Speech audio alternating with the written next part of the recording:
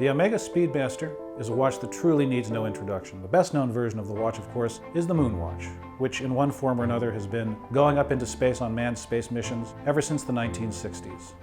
The biggest difference between the original Moonwatch and the one that's currently in production, of course, is the movement. The new Moonwatch uses the caliber 1861, the original Speedmaster used the caliber 321.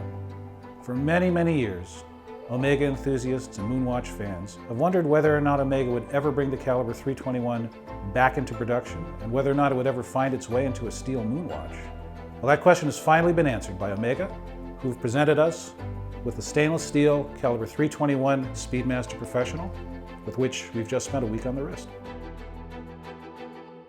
The very first version of the caliber 321 came out in a quite beautiful platinum watch with meteorite subdials. Lovely, lovely thing, but it was extremely expensive, of course. And pretty much ever since then, everybody's been waiting for it to come out in a less expensive steel case that feels a little bit more like the classic Moonwatch.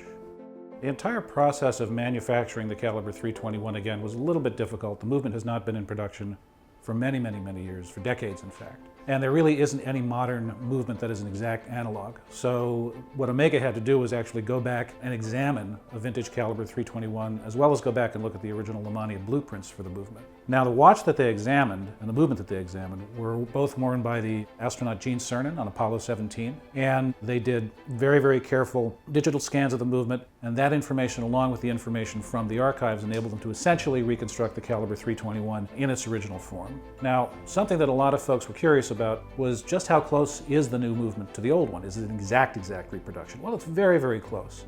The only significant difference between the original 321 and the new 321 is that the new 321's finish is not the sort of coppery finish that you find on vintage caliber 321s. Instead, it's done with Sedna gold, which is more corrosion resistant and more chemically stable. Other than that, it is pretty much a perfect copy-paste from the past, right down to the very beautiful German silver bridge on the chronograph transfer wheel.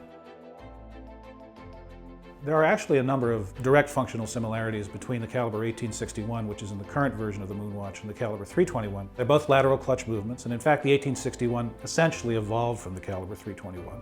The biggest difference mechanically between the two is that while the caliber 321 uses a traditional column wheel and lateral clutch control system, the caliber 1861 uses a shuttle and cam system, although the transfer wheel is still the same. So both lateral clutch movements, but with a different system for coordinating start, stop, and reset.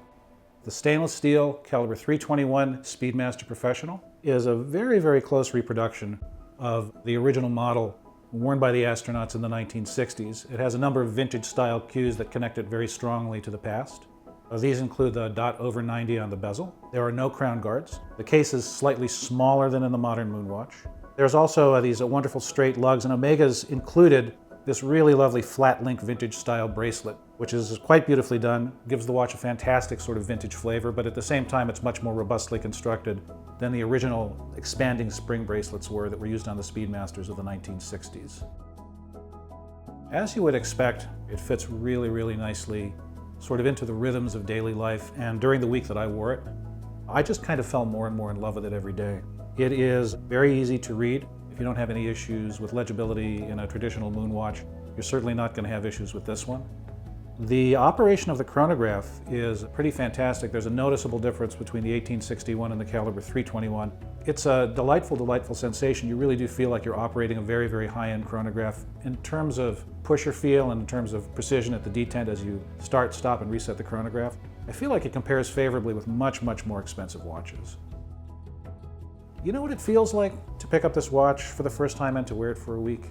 You almost feel like you just had a piece of incredible luck, like you walked into an abandoned office that hasn't been opened since the 1960s. There's a safe in the back and the door's a little bit ajar, and you reach in and pull out a completely new old stock, untouched caliber 321 Speedmaster from the 1960s, as pristine as the day it was made. It really is kind of the dream come true. You know, you have all of the things, or most of the things that I think people love about vintage caliber 321 Speedmasters, with undeniable advantages that come with modern manufacturing and modern servicing and modern adjustment techniques. Omega says that they are making only about 2,000 or so of these movements per year, each one assembled by a single watchmaker and adjusted by a single watchmaker. So I don't think they're ever going to be particularly common, certainly not by the standards of the current production caliber 1861 Moonwatch. But if you want one, and you can find it, you're going to find a lot to love about this one.